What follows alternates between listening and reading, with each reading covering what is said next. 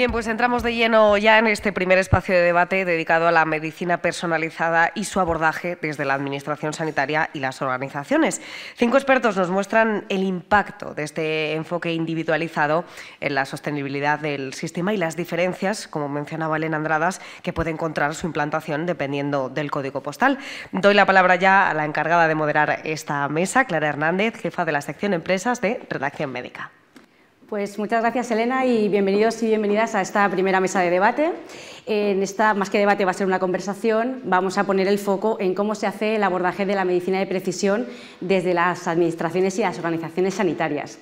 Para ello me acompañan 5 voces expertas que van a contribuir a aportar sus puntos de vista y va a ser seguramente muy enriquecedor. Procedo a presentarles. Nos acompaña Rafael Parra, que es director de acceso al mercado de Johnson & Johnson. Bienvenido. Muchísimas gracias. Un placer. Nos acompaña Jorge Aboal Viñas, que es director general de Asistencia Sanitaria del Servicio Gallego de Salud. Bienvenido. Gracias, buen día. Nos acompaña Joaquín Dopazo, que es director de la Plataforma de Medicina Computacional de la Fundación Pública Andaluza Progreso y Salud. Gracias. Bienvenido.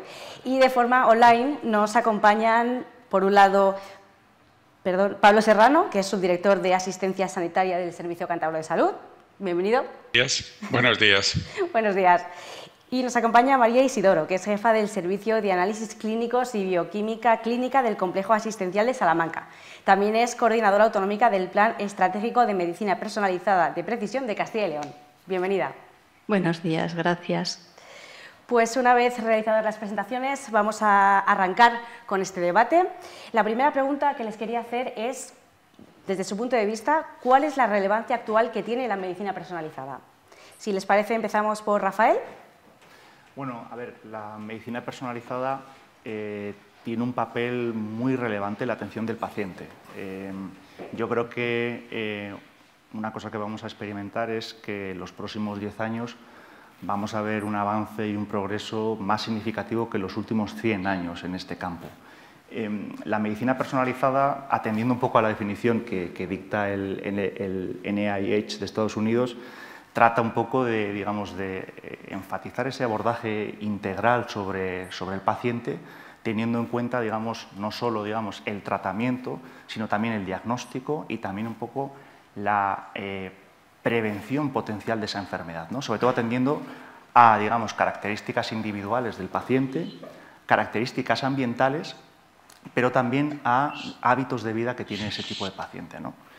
¿Qué es lo que vamos a ver, digamos, o por qué es tan relevante, digamos, para la atención del paciente? Bueno, básicamente que yo creo que hay 2 puntos importantes que es lo que nos va a permitir. Y yo siempre le llamo, por decirlo de forma sencilla, es ponerle nombre y apellidos, ¿no? Y cada vez vamos a ir poniéndole más apellidos al paciente, porque vamos a ser muchísimo más selectivos, digamos, en el tipo de tratamiento que va a necesitar un paciente concreto y cada vez lo vamos a individualizar más. Anteriormente estábamos acostumbrados a que pacientes, si nosotros 4, por ejemplo, nosotros 6, estuviésemos diagnosticados de una misma patología, pues seguramente, digamos, hace muchos años el tratamiento iba a ser el mismo para todos. Hoy por hoy eso no va a ser así. El diagnóstico nos va a poner nombre y apellidos y nos va a permitir que, bueno, pues las personas que estamos aquí por nuestra casuística, no solo biológica, sino hábitos de vida, también el ambiente en el que nos movemos, va a permitir, digamos, una mayor selectividad. ¿Eso en qué va a redundar? Pues seguramente en 2 factores muy importantes. Uno, en la efectividad del tratamiento. Vamos a conseguir resultados mucho mejores y eso ya lo estamos viendo actualmente. Estamos viendo que cada vez que conocemos mejor la patología, estamos viendo que tratamientos que pensábamos que eran eficaces para determinados pacientes ahora no lo van a ser, ¿vale? Por tanto, vamos a ser más selectivos y eso nos va a redundar en una mayor efectividad. Y luego, por otro lado, otro punto importante para mí que es la eficiencia y es el uso adecuado de los recursos. ¿En qué sentido? En el momento en el que no conocíamos la enfermedad y no conocíamos las características, la idiosincrasia de los pacientes y esos, digamos, biomarcadores que nos van a permitir, digamos, hacer esa selección del tratamiento, desgraciadamente no estábamos haciendo un buen uso de los recursos y estábamos utilizando tratamientos que pensábamos que eran eficaces pero que no lo eran para determinados tipos de pacientes y que ahora eso nos va a permitir, digamos, hacer un uso más eficiente porque vamos a utilizar aquellos tratamientos que realmente son necesarios. No vamos a hacer un uso no adecuado de los recursos. Estábamos utilizando tratamientos que no funcionaban, porque no lo sabíamos, no funcionaba. Entonces, de alguna manera, bueno, pues eso creo que es uno de los beneficios y es uno de los factores por los cuales es relevante, digamos, la medicina de precisión, ¿no? Jorge, ¿se le da suficiente relevancia dentro de las administraciones? Bueno, yo antes de contestar tu pregunta me gustaría agradecer a los organizadores, bueno, tanto a ti que nos vas a moderar como a Redacción Médica Sanitaria 2000, por habernos invitado a participar en este foro tan actual. La verdad es que es un tema súper actual. Desde el punto de vista de las administraciones, por supuesto que sí. Yo entiendo a una administración como el motor que tiene que hacer que la ciencia y que todos los profesionales puedan desarrollar su trabajo con los mejores medios y con las mejores técnicas y con los mejores, en este punto, fármacos, ¿no? Entonces, de alguna manera, desde la administración tenemos que articular todas estas piezas para ser motor. Por lo tanto, yo creo que yo puedo hablar de Galicia, que soy el director general de Asistencia Sanitaria de Galicia, que nosotros, bueno, ya hemos puesto la ruta, ya hemos puesto el norte. Primero, hace un año, en octubre del 22, presentamos la Estrategia Gallega de Gestión del Cáncer, en donde, bueno, hay una serie de líneas estratégicas que nos hacen avanzar todos de forma homogénea, procurando la equidad. Yo creo que la equidad es de las cosas más importantes también que desde la Administración tenemos que garantizar. En este caso yo vuelvo a hablar de Galicia, ¿no? 29.000 kilómetros cuadrados, que es Galicia, en donde cada gallego puede y debe decidir dónde quiera vivir, pero que eso no implique que el acceso a cuando tenga una enfermedad o un problema de salud sea diferente. Por lo tanto, una cuestión importantísima es la homogeneidad que asegure, que garantice la equidad. Y en este caso, cuando hablamos de medicina de precisión, exactamente igual. Medicina de precisión era una línea que estaba en el Plan Gallego de Estrategia del Cáncer, y este año hemos presentado recientemente, antes del verano, la Estrategia Gallega de Medicina de Oncología de Precisión. Por lo tanto, una cosa va encaminada por la otra, y lo que queremos avanzar es en esto, en la equidad, en que todos los gallegos puedan ser diagnosticados a través del estudio molecular específico, dependiendo de las características genéticas de cada individuo. Y lo que me parece también muy importante es establecer, como establece esta estrategia, el cómo lo vamos a hacer, ¿no?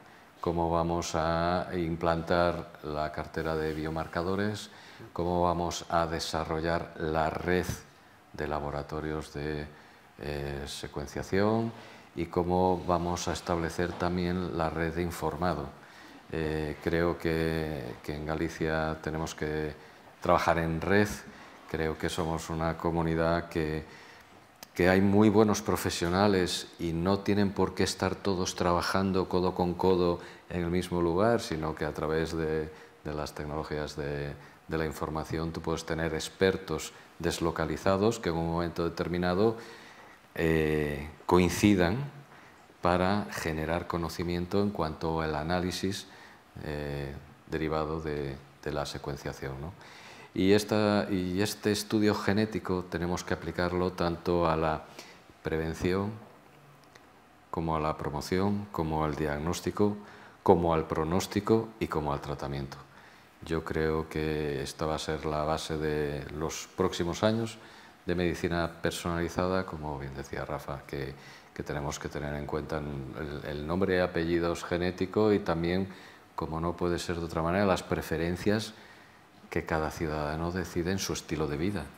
Y eso también tenemos que incorporarlo en la medicina personalizada. Creo que los ciudadanos también tienen una posición muy activa en todo el plan de medicina personalizada, y que tiene que ser un agente activo, y la Administración tiene que ser proactiva.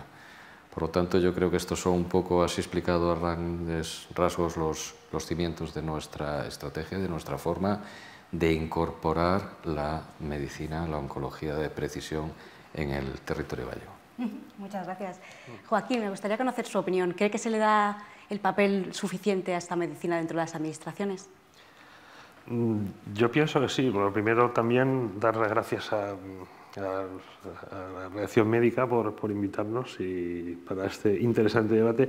Yo creo que sí. De hecho, a ver, es como una pregunta ya que casi sobraría a estas alturas, porque yo creo que es obvio que todos le están dando. Desde el punto de vista nuestro, yo concretamente no soy la administración, pero estoy dentro de la administración y estamos más en la generación de innovación, y aquí hay mucha innovación, ¿no? Como ya se mencionó antes, yo creo que algo muy importante es tener un plan, es decir, tener algo escrito. En Andalucía también hay un plan y yo creo que la ventaja de tener un plan es que siempre puedes decir a tus gestores, oye, esto hay que llevarlo adelante, esto ya está escrito. Y yo creo que es muy interesante que nos hayan tenido en cuenta a la parte más de innovación a la hora de diseñar esos planes. Después ha diseñado el plan de medicina personalizada de Andalucía, en el cual además se ha integrado una parte de inteligencia artificial que va a tener mucho impacto en este área. Y luego además hay una estrategia de inteligencia artificial en la cual pues, hemos colado también la aplicación en medicina, que es uno de los grandes campos y que es de los más golosones desde el punto de vista de análisis y en el que menos expertos hay. Y eso estamos tratando de promocionarlo y de cambiarlo. Entonces, desde ese punto de vista, yo creo que es muy interesante, por no repetir un poco lo que se ha dicho aquí, yo creo que un poco lo más interesante es los cambios de forma en la que se manejan los datos. Ahora mismo, la forma en la que manejamos los datos genómicos de nuestros pacientes para hacer todo este tipo de cosas es inherentemente genera inequidad.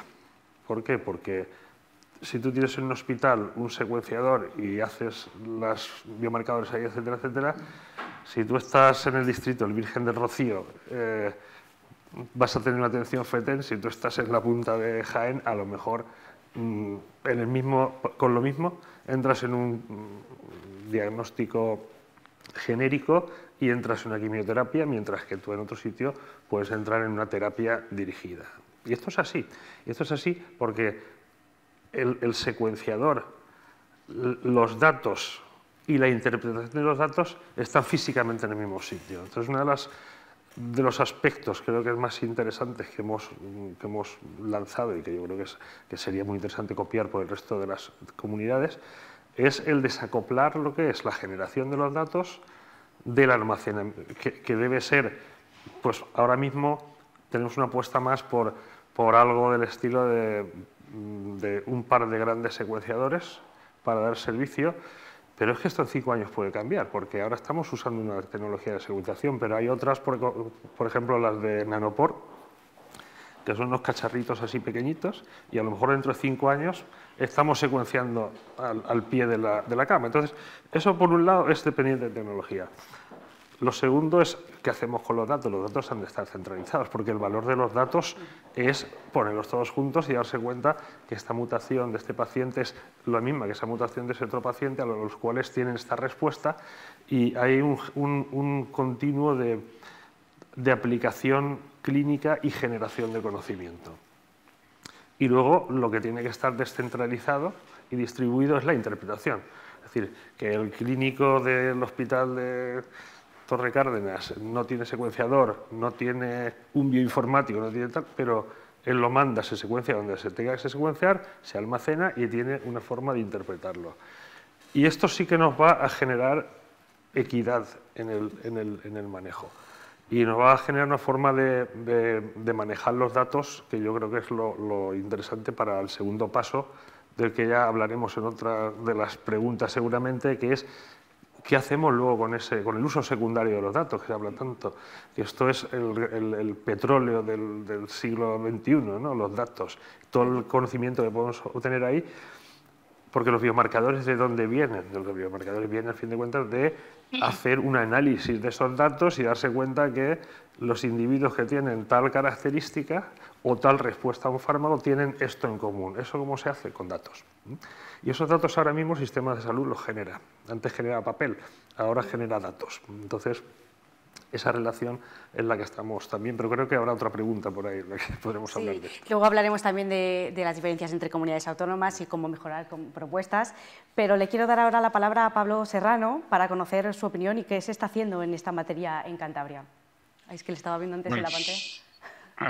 Buenos días. Bueno, lo primero agradecer a Reacción Médica invitarme y disculparme por no poder estar allí. Era mi primera intención, pero bueno, esta semana es complicada para cerrar el año y he tenido que hacerlo a distancia a pesar del interés de estar allí. Bueno, en primer lugar, pues por complementar lo que se ha dicho anteriormente, yo creo que la característica que creo que destaca desde la perspectiva de Cantabria, que es una comunidad pequeña, en realidad no tiene esos problemas de red o de diversidad que pueden tener otras comunidades más grandes. Prefiero entonces contarlo como la visión de un esquema de red de hospitales, en un hospital de especialización terciario y 2 hospitales generales comunitarios, donde funciona ya la red de tratamiento de pacientes oncológicos o en otros tipos de pacientes, donde también aplique ya medicina de precisión, la derivación a la referencia regional. En ese sentido, lo pongo de manifiesto porque, como hablábamos, la medicina de precisión ya está aquí. O sea, en realidad, lo que estamos haciendo es exponencialmente introducir complejidad en el manejo de la información por los profesionales a la hora de tomar decisiones sobre un paciente. Yo destaco esto porque probablemente los desafíos que tenemos es cómo dotar de herramientas a la organización, a los profesionales, para manejar esa complejidad con la que se afrontan las decisiones individuales de paciente. Para eso hay dos tipos de respuesta. Está claro que tenemos que trabajar en la línea del refuerzo a los equipos de profesionales, o sea, no hay un profesional solo que pueda dar respuesta a las decisiones de medicina de precisión manejando toda la información referida a un paciente y, por lo tanto, las respuestas organizativas que hemos venido dando de equipos multiprofesionales, las unidades multidisciplinares de atención a las patologías, las tenemos en Cantabria muy desarrolladas alrededor de cáncer. Hay una red de atención de unidades de referencia multidisciplinares para cáncer, pero también otras patologías. Esa decisión individual sobre el paciente con un equipo de profesionales tendremos que incorporar los datos moleculares, ¿no? Por eso se habla de los comités moleculares. En el fondo es una extensión de la decisión multidisciplinar con datos moleculares o con datos más complejos, ampliando incluso el abanico de datos moleculares a otros determinantes de salud. Y luego, por otra parte, desde un punto de vista del manejo de la información, es cómo incorporamos esa información a la rutina de atención del paciente. Es decir, vamos a decir, entonces vamos a su historia clínica, pero a su historia clínica empezando en primaria, o sea, que un médico de primaria, que es el médico del paciente, también tenga acceso a esa información que va a poder dirigir la medicina de precisión de un paciente, hasta finalmente esa superespecialización de ese centro de referencia, de ese CESUR o de ese comité multidisciplinar. Así que los elementos que van a venir, y de eso probablemente hablaremos, van a ser esas inversiones que están desarrolladas tanto en los planes regionales como en los planes estatales europeos de sistemas de información genómicos, de integración de historia clínica con visión poblacional primaria especializada, lo que se está trabajando para la estructuración de la información tanto fenotípica como genotípica, y eso es lo que tanto al paciente individual como a las decisiones organizativas nos ayudará a incorporar esa medicina de precisión en los próximos, vamos a poner, como decíamos anteriormente, 5 o 10 años.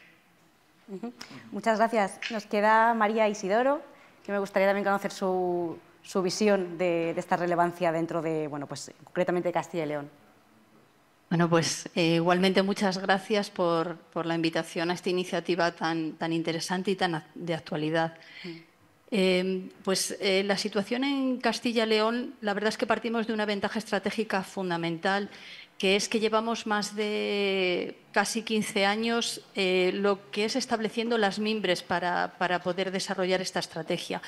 En ese sentido, es lo que nos ha llevado quizá pues, a Castilla y León en el último informe del Instituto Roche a ser una de las comunidades autónomas con mayor implementación. ¿Pero a qué es debida esa situación? Pues fundamentalmente a lo que comento, a través de más de una década establecer unidades de referencia que puedan llevar a los pacientes la máxima tecnología, los últimos marcadores que estén bien validados, etcétera. Unidades de referencia en enfermedades raras como Diercil, los CESURES, como el de cardiopatías, unidad de referencia específica de farmacogenética y medicina de precisión.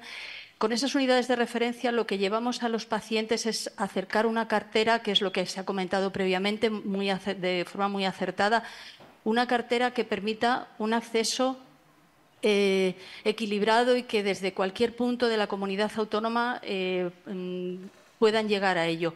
En nuestro caso, la cartera incluye ya la secuenciación masiva de genoma completo, dando diagnóstico ya a los pacientes con enfermedades raras. También está en el ámbito de la oncología el tener la distribución de todos los secuenciadores, pero la que es de genoma completo está en enfermedades raras. Asesoramos también, participamos en el asesoramiento del Ministerio en esta cartera y en la cartera nacional, pero lo que comento es que es muy importante cómo se define la cartera en la comunidad autónoma y que pueda llegar con equidad a todos los pacientes. Castilla y León es un ejemplo interesante justo detrás del de Cantabria porque precisamente es un modelo pues, muy amplio, muy extenso. Lo que hemos hecho ha sido hacer una coordinación asistencial entre primaria especializada, laboratorios, clínica y todas las áreas de salud de Castilla y León. Eso es lo que comento, que es el andamiaje que permite luego establecer sobre ella todas las especialidades de precisión para que desde cualquier pequeño pueblo puedan tener acceso a la máxima tecnología. El hecho de poder tener centro de nuevas terapias, de terapia celular, unidades de ensayos clínicos muy potentes, como ocurre en Castilla y León, también es importante poder aportar a los pacientes modelos farmacogenéticos. Disponemos también de un modelo innovador a nivel internacional para la respuesta al tratamiento, el potenciar los institutos de investigación, bueno, en Castilla y León, pero esto ocurre en otras comunidades autónomas. Yo lo que quiero un poquito trasladar es cómo se imbrica todo dentro de esta estrategia. Poder coordinar también redes europeas. Disponemos también de un centro de supercomputación que va al hilo de lo que había comentado el doctor Dopazo previamente sobre la importancia del manejo del dato.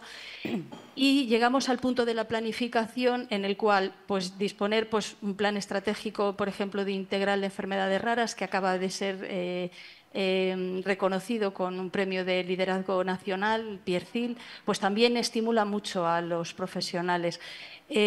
Plan estratégico de investigación que también está recientemente publicado y ya más centrado en el plan estratégico de medicina personalizada de precisión es lo que decimos. A través de estos 15 años hemos ido desarrollando todo esto, aunando a todos los profesionales, apoyando, como se ha comentado previamente, y haciendo el traspaso de las especialidades de precisión, cada una en el ritmo que pueda suponer. Entonces, esto es lo que coloca Castilla y León en esta circunstancia, pero es un mérito de todos los profesionales que han ido aportando para poder recoger esta visión desde luego ya el aspecto de la Administración. Muchas gracias, María. Lo que está claro es que las comunidades autónomas saben la relevancia que tiene esta medicina y se están aplicando en ello. Si les parece, vamos a pasar a un siguiente bloque, por así decirlo, que es el efecto que tiene aplicar la medicina personalizada sobre la sostenibilidad del sistema. Entonces, me gustaría pues, conocer qué visión tienes sobre qué posibles beneficios da esto, tanto individuales como del sistema, sociales. María, como usted acaba de hablar, no sé si quiere arrancar. Bueno, sí, podemos. A ver, la sostenibilidad, lo que hablamos de los beneficios, efectivamente, depende para qué colectivos. A nivel individual, lo que nos proporciona, como se ha comentado, claramente son mejores diagnósticos más precisos. Eso es la punta de lanza, porque un buen diagnóstico nos lleva a un tratamiento adecuado, entonces nos proporciona tratamientos más precisos. Y en esa circunstancia, ¿qué es lo que nos lleva? fundamentalmente a una mejora de la calidad asistencial a nivel individual del paciente y un aumento de su seguridad. Entonces, son unos beneficios clarísimos a nivel individual. A nivel social, lo que tenemos que darnos cuenta es que todas estas mejoras en la calidad de vida del paciente redundan en su rendimiento laboral, en su contribución social, etcétera. Con lo cual disminuimos el absentismo laboral y todo el ámbito social se ve beneficiado de que la salud individual haya mejorado con todas estas aplicaciones. Y luego, desde el punto de vista económico, es indudable.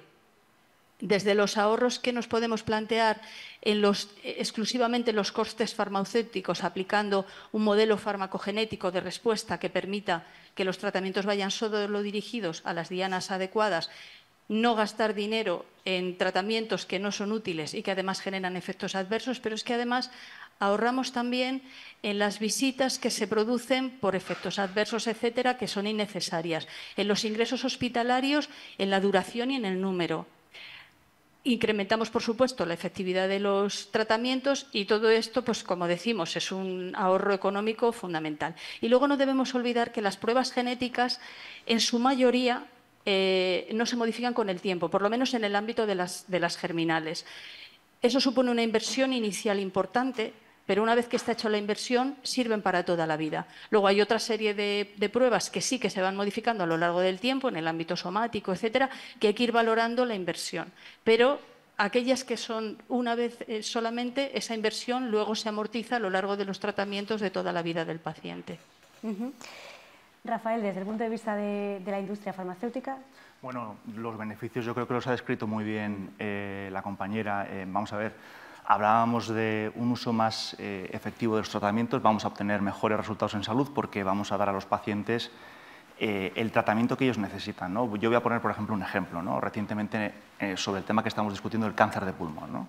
Incluso un avance sobre lo que es la propia medicina de precisión. Hasta ahora, por ejemplo, se está implementando ya la medicina de precisión en el cáncer de pulmón con algunos tratamientos que, por ejemplo, van a una diana específica, pacientes que son EGFR positivos. Y ya sabemos que si el paciente cumple con ese diagnóstico, el tratamiento que tenemos que dar es X. Bueno, el avance parte de la base de que a medida que tenemos un mayor conocimiento molecular y genético de la patología, lo que estamos viendo es que hay pacientes incluso que eran EGFR positivos que porque tenían una segunda mutación, como puede ser, por ejemplo, una inserción en el exón 20, estos pacientes no estaban respondiendo adecuadamente al tratamiento que pensábamos que era el necesario para pacientes que eran EGFR positivos, ¿no? Y lo que estamos viendo es que tratamientos actuales dentro de la medicina de precisión dirigidos a este tipo de pacientes pues aportaban un 0% de respuesta. Con lo cual, estamos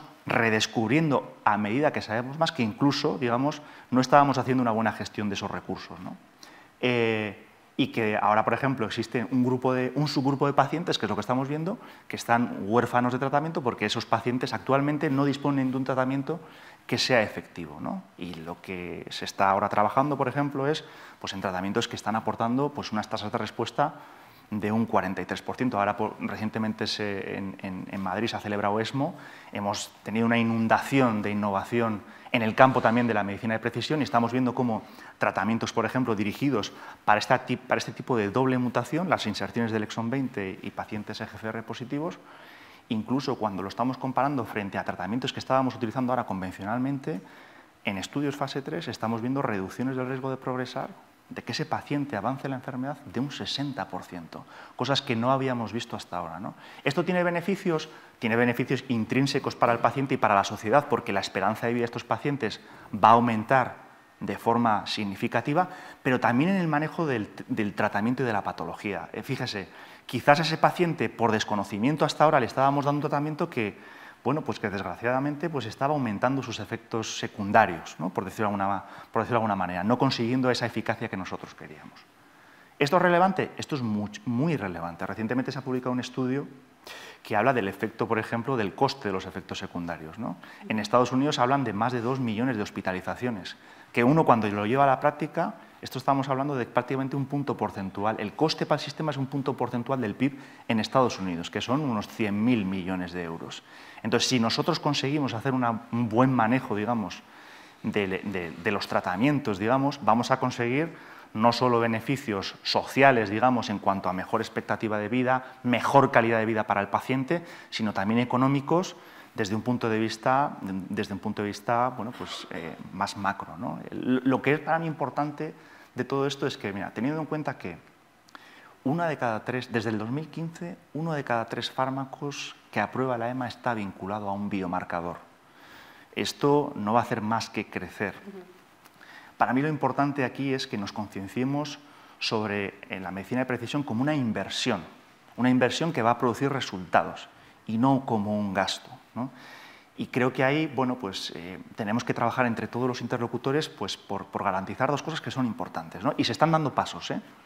Por un lado, que estos test necesarios y los más apropiados, los más específicos, ya el Consejo Interterritorial de Salud ha publicado un catálogo de pruebas diagnósticas donde ya más o menos tenemos un consenso sobre las diferentes patologías, digamos, el biomarcador que va asociado y el tipo de tratamiento que deberíamos utilizar y el tipo de test diagnóstico, que esto también es importante, la sensibilidad, porque no podemos utilizar cualquier test, porque si no vamos a encontrar lo que se llaman los falsos negativos, ¿no? Pacientes que pensamos que no tienen esa mutación, pero que en realidad sí que la tienen. Esto es importante, esta es una de las cosas que tenemos que conseguir, ¿no? Y que esto esté disponible para todos los pacientes y hay una financiación de estos test. Y en segundo lugar, que estos tratamientos de los que estamos hablando, que ya son una realidad, pero que a día de hoy no disponen de financiación, tengan una financiación adecuada para que, bueno, pues, oye, estamos viendo planes estratégicos en las diferentes comunidades autónomas que están avanzando de forma significativa, ¿vale? No todas están avanzando al mismo ritmo, eso es una realidad. Hay un informe de SEOM del 2015 y luego se actualizó en el 2020 sobre que habla de que, bueno, pues comunidades autónomas aquí representadas están avanzando muchísimo, pero hay otras que no, ¿no? Y creo que tenemos que trabajar entre todos porque esa equidad, digamos, sea para todo el territorio nacional, ¿no? Y a la vez que aseguremos que estos pacientes, bueno, pues se dispone de una financiación para que no solo los test, sino también los tratamientos puedan estar disponibles cuanto antes para los pacientes. Muchas gracias. Imagino que para la aplicación de esta medicina personalizada se necesitan cambios en las organizaciones sanitarias, adaptarlas. ¿Es así, Jorge? Sí, claro, porque es una nueva forma, el enfoque es diferente, ¿no? Hasta ahora se hacían enfoques generales o genéricos y ahora el enfoque ya es mucho más personalizado, además de cómo estamos avanzando, bueno, que es necesario el conocimiento del genoma en cuanto al estudio del exoma o genoma completo y ver todas las posibles combinaciones de mutaciones como estamos comentando.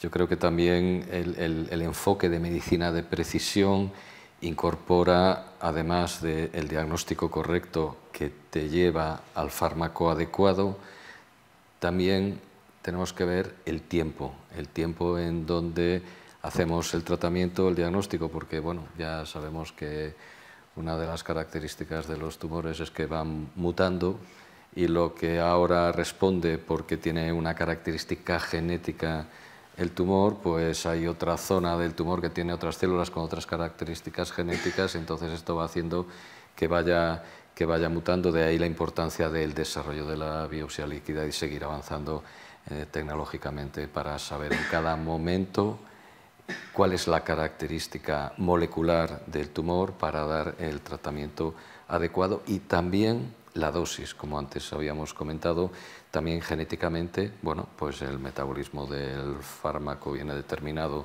por tus características genéticas y dependiendo de la dosis, bueno, y de tus características habrá dosis estándares que para unos ciudadanos sean respondedores, para otros sean tóxicas y para otros pues no llega el efecto.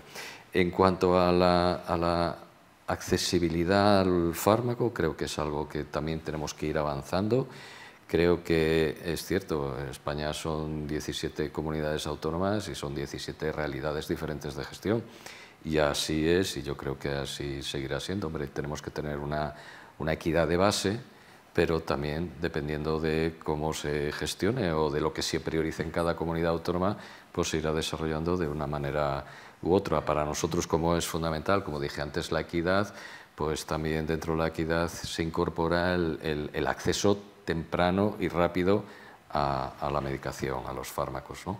Aquí siempre encontramos que, bueno, que hay una especie de tiempo diferente en cuanto a que el fármaco se aprueba por la EMA y luego aquí en España tiene financiación y precio, financiación o reembolso, como queráis llamarlo. Es una realidad y yo creo que el trabajo del Ministerio es muy complicado.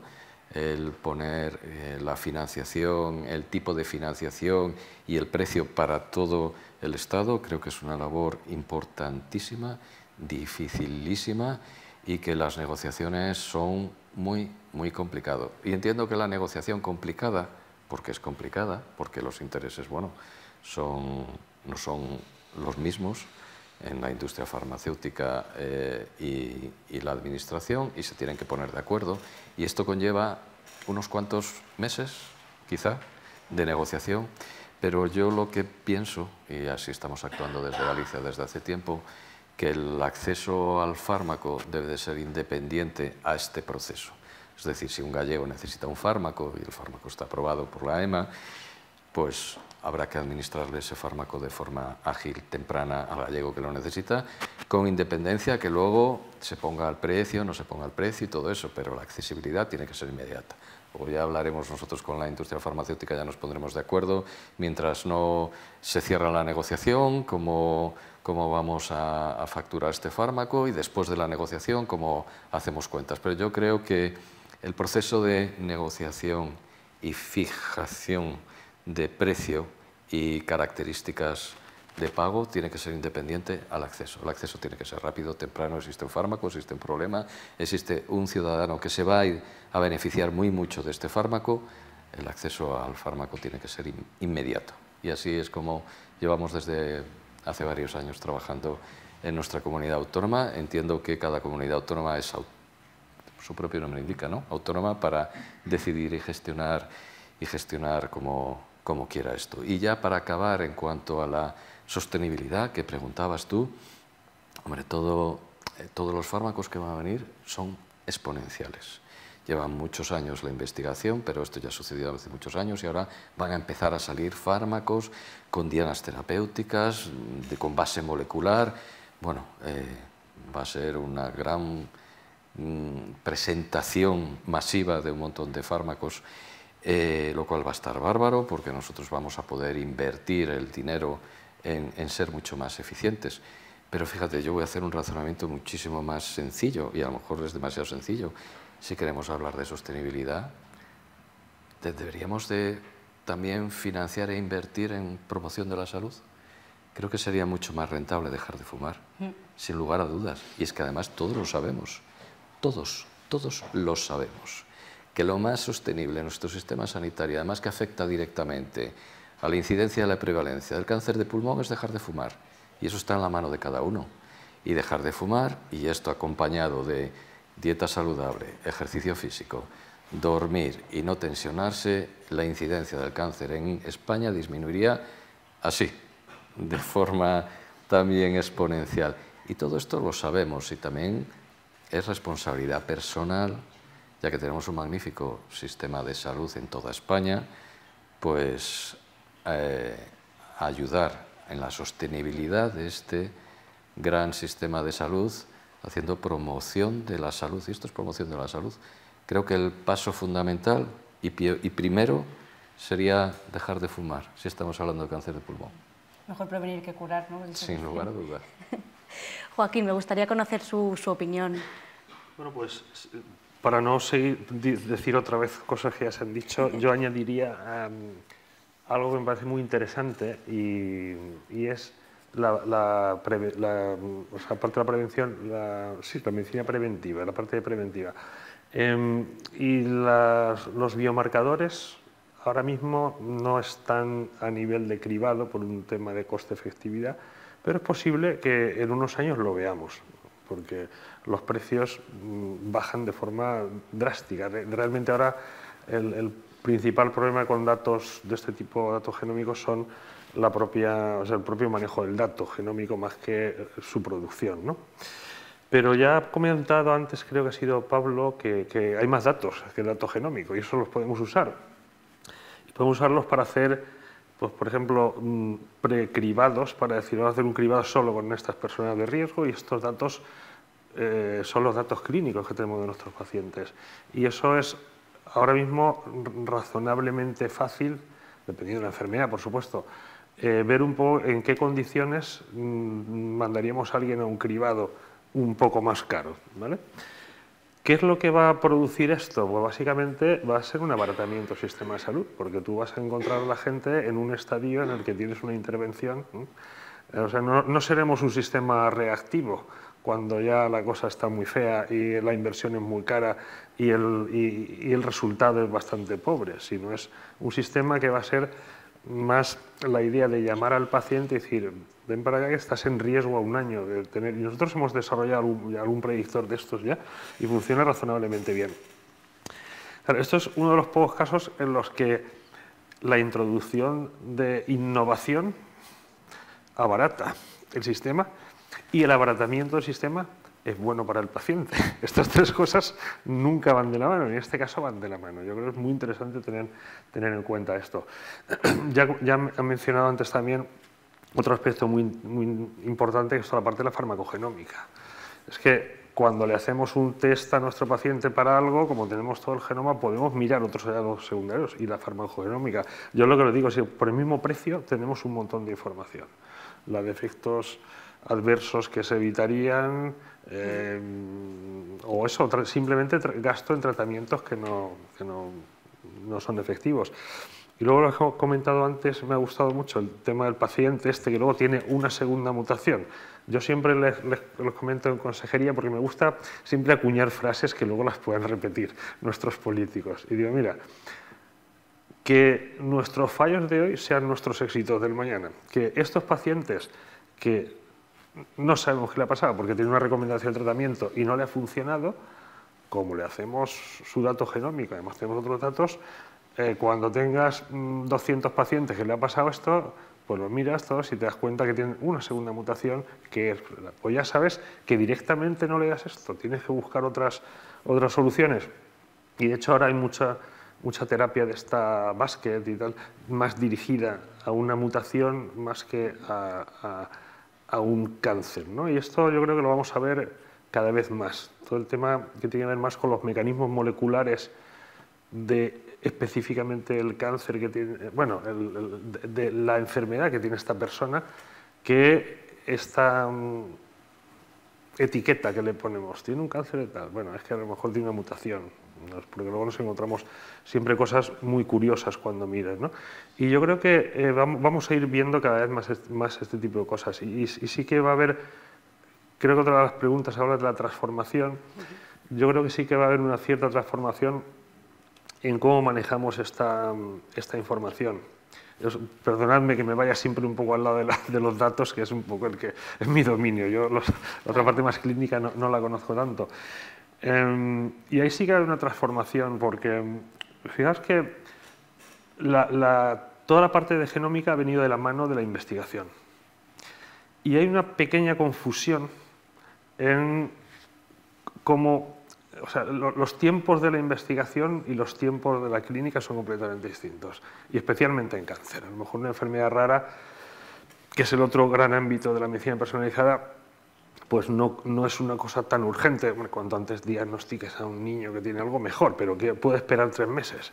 En un cáncer muchas veces 3 meses no puedes esperar, ¿no? Normalmente no puedes esperar. Entonces, hay que hacer una organización completamente distinta y esto lo digo porque la mayor parte de las herramientas que hay disponibles son herramientas de investigación. Hace 7, 8 años, por ejemplo, la parte de enfermedades raras, prácticamente todas las mutaciones que nos encontrábamos era la primera vez que las veíamos.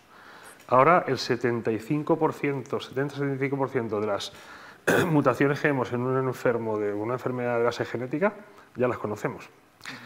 Entonces, ¿qué sentido tiene usar unas herramientas que son de búsqueda de nuevas mutaciones cuando la mayor parte, el escenario que nos vamos a encontrar es que ya sabemos mutaciones? En cáncer manejamos mutaciones accionables. Luego, si quieres, haces otras cosas, pero lo primero que tienes que hacer es mutaciones accionables. Y eso es totalmente automatizable. Tenemos que cambiar un poco los interfaces de manejo de datos y la forma en la que manejamos los datos. Y luego, digamos, la discusión sobre qué se hace con los pacientes va a hacer falta otros perfiles más de manejo personal, de manejo de datos. Esto, si le quieres llamar bioinformático, si le quieres llamar científico de datos, si le quieres llamar, da igual. Me refiero a que va a haber que tener otros perfiles ahí dentro. Esto yo creo que es una cosa que nosotros lo pusimos en el plan de medicina personalizada, pero yo en todos los que he visto, en el vuestro de Galicia, también se hablaba de algo de esto y en general en todos lo hablan, ¿no? Yo creo que vamos hacia un cambio bastante interesante en ese aspecto. Sin duda los datos sanitarios, que es el presente ya, y también es una de las adaptaciones, ¿no?, que son necesarias ante esta medicina personalizada. Pablo, no sé si puede comentar usted cómo ve estas adaptaciones también que están siendo necesarias para la medicina personalizada dentro de las administraciones. Bueno, a mí me gustaría hacer alguna contribución a esa parte que hemos hablado de cuál va a ser el impacto económico en la sociedad de la medicina de precisión, porque, bueno, claramente se ha dicho, está claro que una atención sanitaria, si lo queremos llamar así, desde la perspectiva de un proveedor de servicios sanitarios, una atención sanitaria de precisión es una atención sanitaria más eficiente. O sea, eso en el diseño es así, porque básicamente vamos a dejar de hacerlo aquello que ya sabemos, porque tenemos datos más precisos, que no va a ser eficaz. Pero como decía el doctor De Pazo, además tenemos una oportunidad de que va a ser anticipada. O sea, vamos a poder intervenir en la prevención o intervenir o predecir en algunos casos ya la enfermedad con antelación y, por lo tanto, eso también nos va a hacer más eficiente. Claro, esta es la teoría, pero en realidad esto lleva aparejado, ya lo estamos viendo, una curva, un incentivo a la innovación y, por lo tanto, una innovación acelerada. Y eso no es malo, o sea, eso vamos a recibirlo como una buena noticia social. Pero hay dos problemas. Uno, estamos ante, como cualquier tecnología, en la que la fijación de su precio es algo socialmente discutible. O sea, no es competencia de las regiones, como antes decíamos, pero sí que hay que aceptar y hay que hablar abiertamente de que, bueno, esto tiene que tener en cada sociedad unos criterios para su valoración.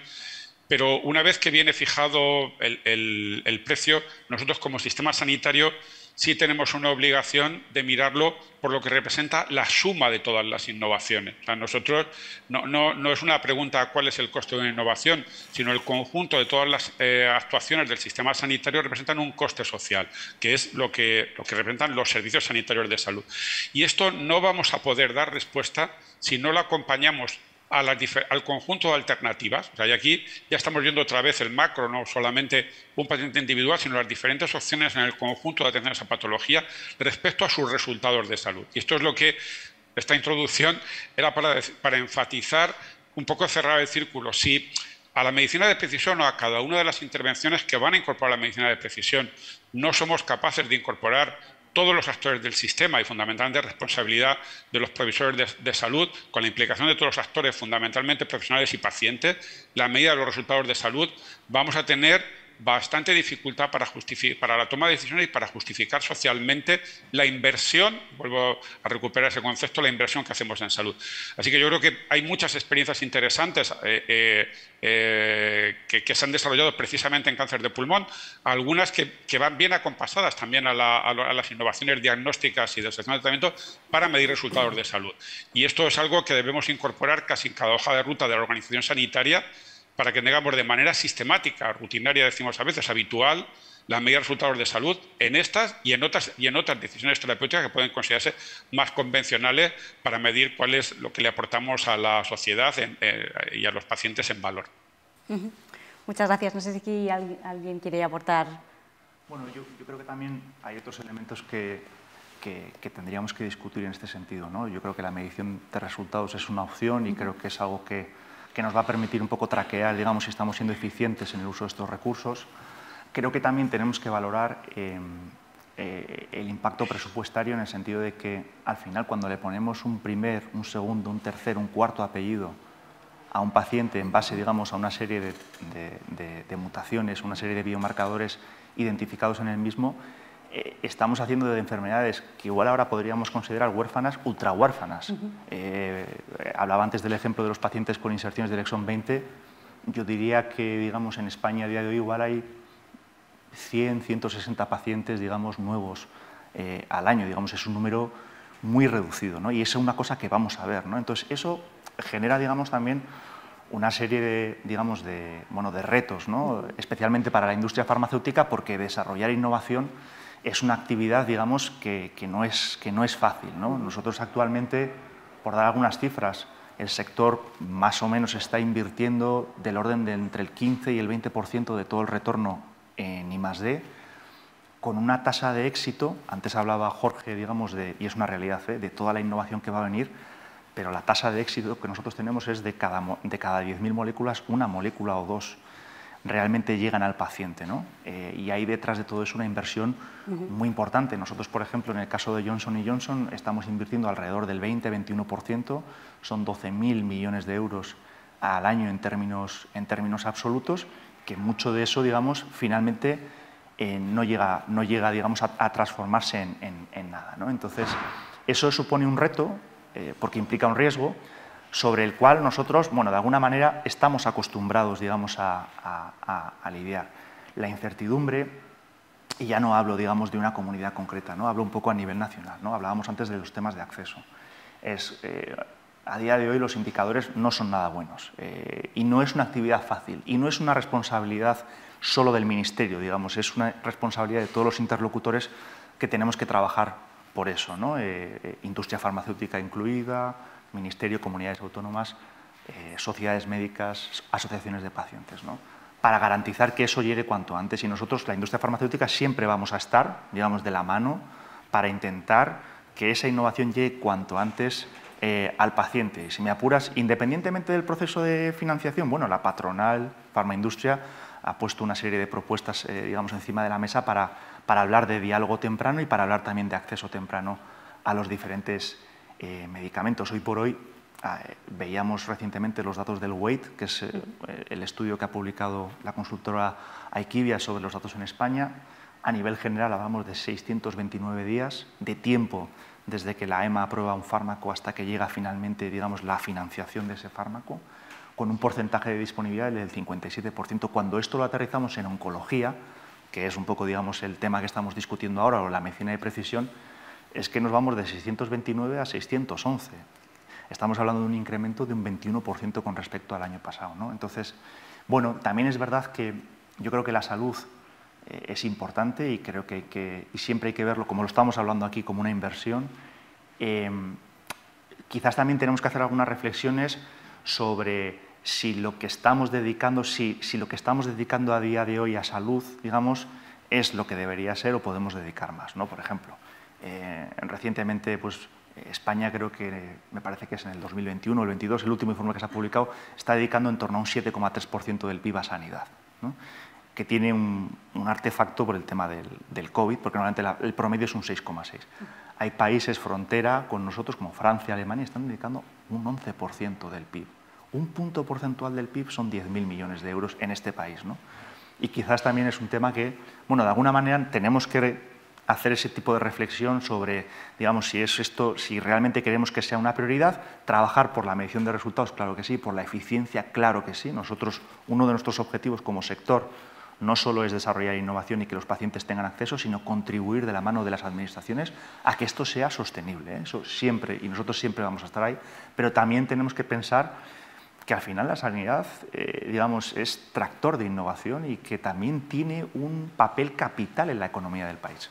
Y que de alguna manera esto pues tiene que ser una prioridad pues en este sentido. Fíjate, yo quería hacer una reflexión, insisto, en el tema. Cuando hablamos de resultados, tenemos que especificar un poco a qué nos referimos. Cuando hablamos del valor, de los resultados, todo eso estamos absolutamente de acuerdo. Pero, por ejemplo, yo cuando me reúno con los oncólogos y hablan de resultados, siempre en su cabeza está enfermedad diagnosticada, tratamiento y resultado del tratamiento. Eso es una parte del resultado. Pero yo, que tengo unos pasos más para atrás y una visión más periférica, para mi resultado, el resultado en salud. Para mi resultado es la aplicación, como dije antes, de promoción de la salud con hábitos saludables, prevención, todos los cribados habidos y por haber, utilizando inteligencia artificial, datos y demás, diagnóstico temprano. Todo esto va a ocasionar otros resultados en salud poblacionales.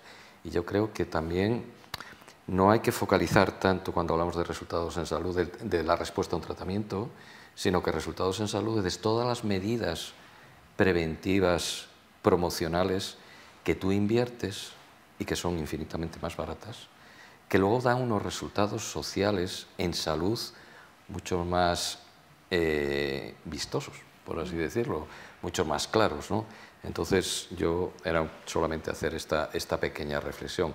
Cuando hablemos de resultados en salud, bueno, que fijemos un poco si estamos hablando de resultados del tratamiento o resultado de acciones, ¿no? Son perspectivas diferentes y yo vuelvo a decir lo mismo y creo que sin olvidarnos de hacer la apuesta clara por la innovación terapéutica y todo lo que la industria farmacéutica, todo el esfuerzo que está haciendo, todo esto que estabas comentando, que de cada 10.000 moléculas salen 1 o 2 como producto final al mercado y que tardan alrededor de 10, 13 años en que ocurra esto, es un gran esfuerzo que yo creo que socialmente todo el mundo tiene que visualizar y de alguna manera agradecer, pero también tenemos que ver la otra parte que yo comentaba, que es el compromiso individual con la sostenibilidad del sistema de cada individuo a la hora de hacer una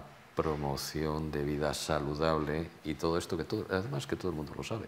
Sin lugar a duda, tenemos una gran educación sanitaria, una gran educación de hábitos de vida saludables, es simplemente aplicarlos, ser responsables y corresponsables con el sistema sanitario y aplicándolos en su mayoría, bueno, va a haber casos de enfermedades, pero lo que tenemos que hacer es, bueno, evitar la enfermedad, prevenirla para diagnosticarlo en estadios muy tempranos y creo que eso sí que será un gran avance en resultados en salud y resultados económicos, sin lugar a duda. Hablábamos antes, Joaquín, que ha sacado el concepto de la medicina personalizada como motor de innovación. ¿Creen que la medicina personalizada ayuda a ser motor de innovación y generar un ecosistema transformador? Sí, yo creo que sí. Además me quedo un poco con la frase que has mencionado de que realmente puede generar lo mismo que otros. Siempre uno piensa pues, en la carrera espacial como generador de innovación. La medicina también lo es, no cabe la menor duda. Y también el tema de datos alrededor de los datos médicos. O sea, piensen que hace 10 años, 15 años, los hospitales generaban papel nada más. Y ahora son uno de los mayores generadores de datos, pero no de datos que luego muchas veces discutimos y parece que es que no son de tan buena calidad y tal. Bueno, digamos que nunca son de la calidad que uno quiere, pero son datos de una alta calidad, en el sentido de que tenemos fechas, dosis, cuándo, quién, cómo, qué le pasaba alrededor, etcétera, etcétera. Esos datos son de muy alta calidad y ahí hay muchísimo descubrimiento que se puede hacer. Yo veo una parte del problema es que mucho del descubrimiento podíamos hacerlo nosotros y no lo estamos haciendo nosotros. Falta una reorganización y una reorientación de lo que son muchos de los profesionales de la generación de herramientas, dispositivos, etcétera, etcétera, que se reorienten hacia la parte más clínica, porque tenemos un sistema además que yo creo es, por lo que yo conozco, es bastante amistoso para el pilotaje de innovación. Luego también podemos hablar de que siempre es verdad que la innovación cuando entra pues cuesta, porque hay una cierta... muchas veces los profesionales la ven como una cosa más que hacer, ¿no? Pero sí que es cierto que tenemos un ecosistema que es muy amable para podemos hacer un piloto de algo nuevo y tal. Y además, sobre todo, con temas tan candentes como inteligencia artificial. Esto, pues, quien más, quien menos en algún hospital ve iniciativas de ese estilo, ¿no? Y yo creo que se pueden hacer muchas cosas, en público-privado, ¿no? Y yo creo que es lo importante, ¿no? El tejer buenas redes público-privadas. Y nosotros, de hecho, lo hemos hecho y ha resultado, tiene una cierta complicación, pero luego, con perspectiva, es decir que ha sido más fácil de lo que creía que iba a ser, ¿no? Porque, por ejemplo, por la parte de desarrollo de aplicaciones que luego se van a utilizar pues, en distintas partes de los sistemas de digitalización del sistema de salud, pues ha sido relativamente fácil llegar a acuerdos con varias compañías que se dedican al desarrollo de software, implantación de software hospitalario, pero además en algo tan absurdo inicialmente para ellas como decirles: vamos a hacer una colaboración, vosotros ponéis personal, yo pongo el conocimiento y vamos a hacer un software y ese software va a ser open. Entonces lo primero me decían: ¿cómo le digo yo a mi jefe que voy a hacer una inversión y ese software lo puede usar cualquiera? Digo, ¿eso es lo que me estás proponiendo? Digo, sí. Pero bueno, ¿y lo puede usar cualquiera? Digo, sí. Y entonces otro puede coger y hacer una instalación de eso. Digo sí. ¿Y eso cómo lo hace? Digo, pues precisamente tú vas a saber cómo lo hace porque vas a ser co-desarrollador y el otro no lo va a hacer, ¿no? Entonces, el que se den cuenta las empresas, de muchas de estas empresas, de que su ámbito de ganar dinero no es el hacer un paquete como Microsoft cerrado que te lo venda, sino realmente donde ellos hacen su negocio es en el soporte a estas aplicaciones, en la interoperatividad con el sistema de salud, etcétera, etcétera. Entonces, el utilizar el conocimiento que no tienen estas empresas, pues no más de la parte tecnológica, el utilizar el conocimiento del sistema de salud para hacer este tipo de alianzas, yo creo que es muy importante. Primero porque nos da tecnológicamente un liderazgo al país, ¿no? Es decir, bueno, esto lo estamos desarrollando desde aquí o desde allá, de un sitio o de otro, pero desde el país. Porque tenemos, además, la capacidad de hacerlo, ¿no? Y luego, la otra gran transformación que estamos empujando desde el sistema de salud allí, pero creo que es perfectamente imitable por otros, y yo creo que de hecho que en Galicia están haciendo algunas cosas parecidas ya, es precisamente con los datos del sistema de salud. Este pensamiento así un poco de no, es que no le vas a dar a las empresas los datos, no, es que no le vamos a dar a las empresas los datos, es que la idea no es esa, es que las empresas tampoco quieren los datos, es que las empresas quieren resultados.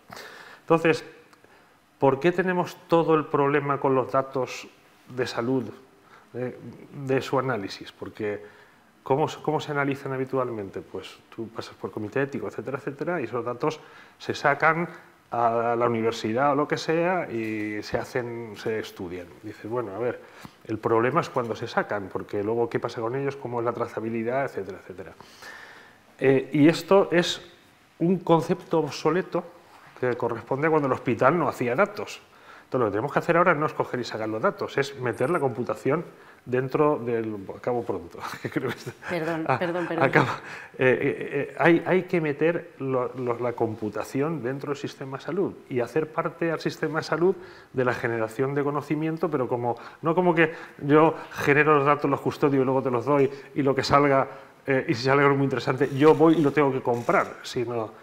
No, yo soy copartícipe de esto, además tengo un conocimiento y ese conocimiento vale dinero. Y ese dinero vuelve al sistema de salud. El sistema de salud recibe ahí una parte, además el enfermo, el paciente que es dueño de los datos, no le vas a dar 10 céntimos por haber usado sus datos en algo, pero va a tener un sistema de salud más sostenible, más barato y con mayor innovación. Y es una transformación que tenemos que hacer, pero eso está trayendo a un ecosistema de empresas muy interesadas en hacer un montón de análisis y además es bueno para el paciente, porque todo lo que sale ahí es interesante para el paciente. Pasa por un comité ético, es decir, cualquier cosa que hacemos ya tiene un beneficio para el paciente. Muchas gracias, Joaquín. Es que me estaban diciendo, disculpe, que tenemos poco tiempo. Sí, lo estaba viendo. Así que si les parece, pues les voy a lanzar la última pregunta para conocer su opinión. Si se está produciendo una implantación homogénea de las comunidades autónomas de esta medicina personalizada. No sé quién se anima. Yo, si no les importa... María, sí. Quería hacer un inciso muy breve sobre el tema de innovación, que me parece que es clave, y eso es relacionado con cómo se va a desarrollar en las comunidades autónomas y la diferencia. Y es que la medicina tradicional pasa a medicina de precisión debido a la innovación, porque se generan las tecnologías y las tecnologías generan la información, que dice Dopazo claramente. Los dispositivos generan información, la bioinformática y la innovación es la que nos ayuda a procesarla. La biología de sistemas y las ómicas nos ayudan en la integración. Toda la innovación en la validación clínica nos ayuda a interpretarla y toda la innovación en la formación, metaverso, etcétera, etcétera, nos ayuda a aplicarla. Entonces, a partir de ahí se vuelve a generar innovación para ir retroalimentando el modelo. Entonces, yo creo que es muy importante tener esa idea de que todo este salto que estamos dando a la precisión viene de la innovación, nuevas tecnologías y básicamente de la transformación de la información en conocimiento. ¿Qué ocurre? Y ahí es donde quiero comentar cómo va la diferencia en las comunidades autónomas.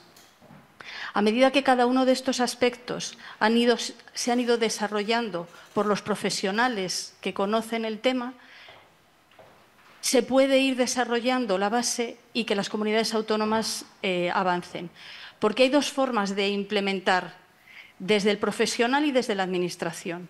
Aquellas comunidades autónomas que desde el profesional, en todos los ámbitos que hemos ido comentando, han ido creando estas estructuras, cuando llega la administración y quiere, por ejemplo, lo que hablábamos antes de la cartera de servicios nacional y el catálogo en el que estamos participando, que ha sacado ya el interterritorial la mitad del catálogo, cuando el Ministerio pretende hacer eso equitativo y da un dinero a las comunidades autónomas, aquellas comunidades autónomas en las que sus profesionales de todos estos ámbitos que he comentado previamente ya están trabajando, eso puede ayudar a que avancen más deprisa. Sin embargo, cuando eso cae en una comunidad autónoma que no ha tenido ese soporte, es mucho más difícil, porque no nos olvidemos que el objetivo es el traslado de las especialidades clásicas a las especialidades de precisión.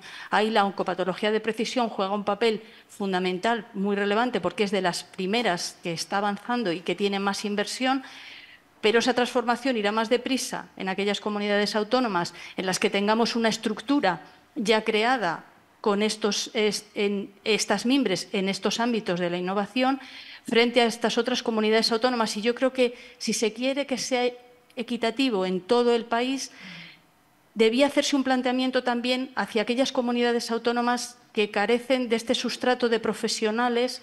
¿Y cuál es la solución? Sin duda, los recursos. Si tú colocas profesionales especializados y de nuevas tecnologías, etcétera, en lugares en los que no existe, empezarán a crecer. Si los colocas en la otra parte, avanzaremos más. Entonces, también ligarlo muy rápidamente con el liderazgo.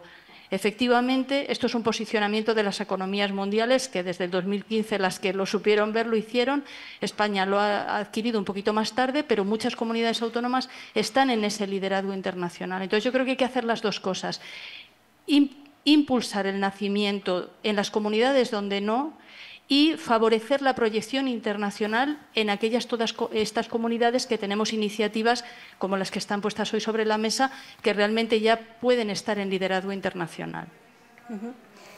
Jorge, quería usted decir. Sí, yo quería comentar, como dije antes, son 17 comunidades autónomas con la gestión de la sanidad transferida. Por lo tanto, la priorización va a ser diferente.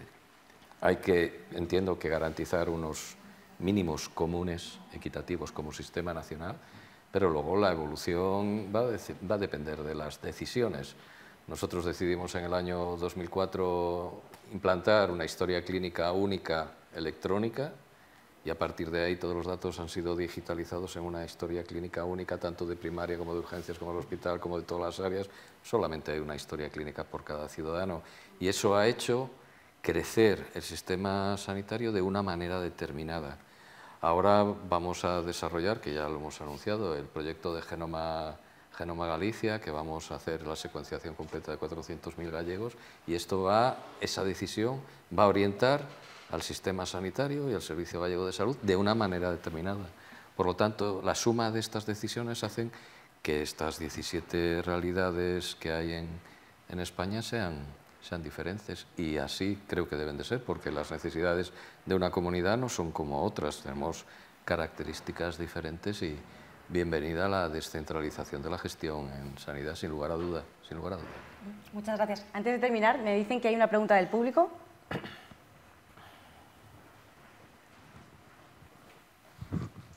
Sí, yo quería daros las gracias a los que habéis participado en esta mesa, felicitaros por las exposiciones y quería hacer una pregunta, no sé si la pueden contestar mejor o más adecuadamente los dos representantes de las administraciones sanitarias directos que tenemos aquí, que son Jorge Aboal y Pablo Serrano. Habéis hablado de la prevención y la promoción, ¿no? El daño que causa el tabaquismo en estas patologías, sobre todo en cáncer de pulmón. En algún país se ha hecho, no sé si se ha hecho un intento al final real o por lo menos se ha esbozado, el no atender o que el paciente fumador abone el coste de su tratamiento si se demuestra que es un cáncer o otro tipo de patología respiratoria a causa del tabaco. ¿Veríais en una situación de necesidad económica para seguir haciendo sostenible el sistema la posibilidad de que los pacientes fumadores sufragaran parte del coste de su tratamiento? ¿Sería algo que las administraciones podrían plantearse en un futuro?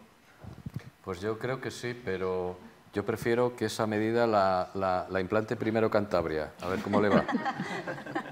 Pablo. Bueno, yo creo que debatiremos. Por eso hablaba de la importancia de que socialmente veamos el valor de las intervenciones, incluida, como decíamos antes, la de las acciones preventivas, porque es ese abordaje global de todas las intervenciones, cuánto podemos hacer socialmente de esfuerzo, y eso implica a los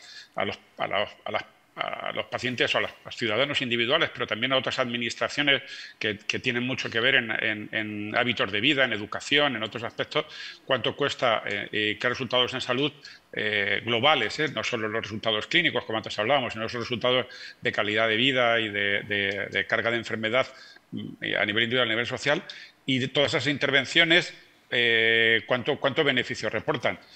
¿Cuánto sería el beneficio? Y eso sí que lo han hecho algunos países. ¿Cuál es el beneficio en salud que aportan políticas de tolerancia cero al tabaco? Pero al final es la sociedad la que tiene que entender qué es lo que pone en un plato y en otro de la balanza. Yo tengo mucha fe en que haya una directiva europea que, según mi conocimiento, va para el 2040, en donde se prohíba fumar en Europa. Pues muchísimas gracias. Nos hemos quedado sin tiempo porque el debate estaba muy interesante. Quedan muchísimos asuntos que tratar y les quería agradecer por participar. Muchas gracias.